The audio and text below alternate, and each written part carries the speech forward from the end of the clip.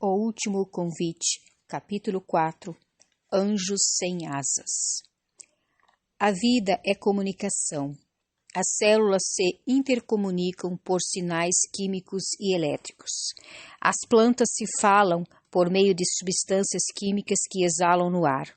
Os animais, com seus sons, posturas e movimentos, também se comunicam entre si.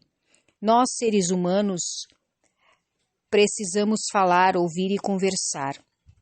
Na era dos smartphones, talvez mais do que nunca, nosso cotidiano depende da comunicação. Vivemos na época conhecida como a Era da Informação. Porém, que utilidade a informação proporciona se não for comunicada?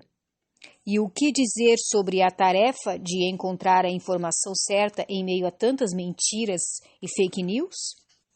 Diante de toda essa falta de informação, o livro de Apocalipse nos informa desde o início: bem-aventurado aquele que lê, e bem-aventurados aqueles que ouvem as palavras da profecia e guardam as coisas nela escritas, pois o tempo está próximo. Apocalipse 1:3. Deus se comunica conosco por intermédio de sua palavra. Somos abençoados não só ao ler, ouvir a sua palavra, mas também ao guardar as coisas nelas escritas. E dentre as coisas escritas estão as 3 mensagens angélicas, que não só nos advertem quanto aos problemas que virão, como também nos mostram a única esperança a que podemos nos apegar. Comparando com o que está disponível em algumas redes e serviços de streaming, estas são as mensagens que realmente necessitamos ouvir. A primeira delas começa com as seguintes palavras: viu outro anjo voando pelo meio do céu. Apocalipse 4:6. Quem é esse anjo? Tanto em hebraico como em grego, a palavra anjo significa mensageiro. Embora os anjos sejam seres sobrenaturais de outras partes do cosmos e venham com frequência trazer mensagens e informações para transmitir ao povo de Deus, conforme Daniel 9, do 20 ao 23, Lucas 1, do 11 ao 38, a Bíblia também aplica esse termo a mensageiros humanos.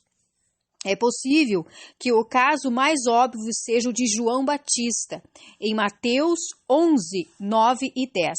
O próprio Jesus, após fazer uma rápida descrição de João e chamá-lo não somente de profeta, mas de muito mais do que um profeta, citou o Antigo Testamento, Malaquias 3:1, dizendo: eis que eu envio o meu mensageiro que preparará o caminho diante de mim.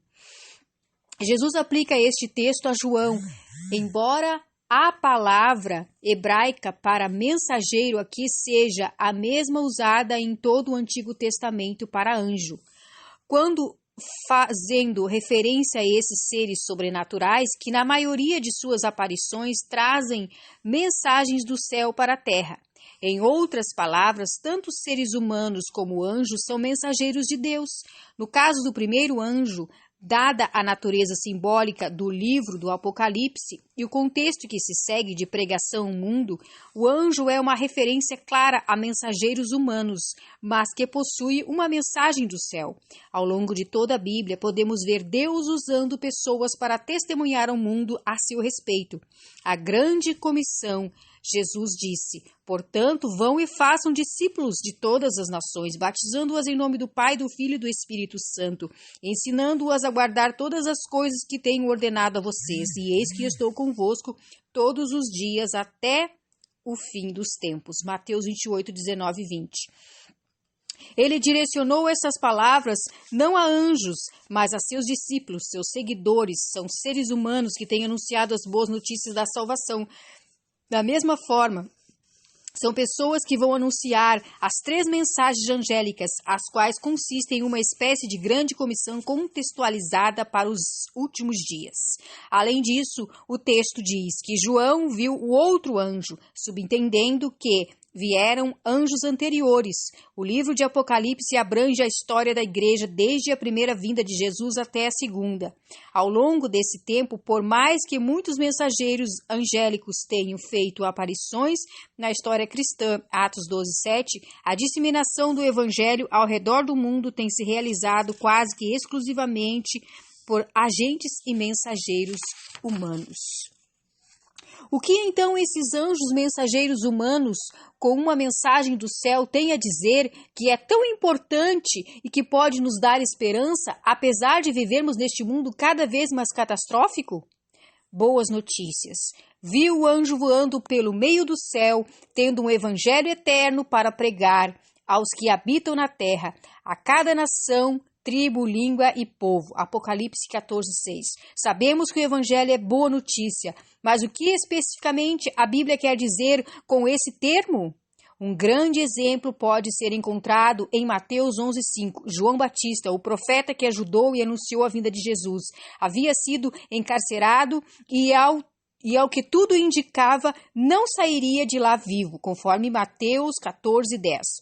Desanimado no cárcere, começou a se questionar sobre Jesus, a ter dúvida a seu respeito, quando perguntou ao mestre se ele realmente era aquele que havia de vir. Mateus 11:3, isto é, o Messias. Cristo deu a seguinte resposta: voltem e anunciem a João o que vocês estão ouvindo e vendo. Os cegos veem, os coxos andam, os leprosos são purificados, os surdos ouvem, os mortos são ressuscitados e aos pobres está sendo pregado o evangelho. Jesus destaca que o evangelho estava sendo pregado aos pobres. A Bíblia, a Nova Versão Internacional, diz: as boas novas são pregadas aos pobres. A notícia boa e cheia de esperança é sobre Jesus Cristo, sua vinda à terra, o evangelho e a boa notícia do que Jesus fez por todas as pessoas do mundo. Mas o que ele fez? Se houve um tempo em que todos necessitam de uma boa notícia, esse tempo é agora, não é verdade? Então, qual é a boa notícia do Evangelho? O Evangelho eterno da primeira mensagem angélica.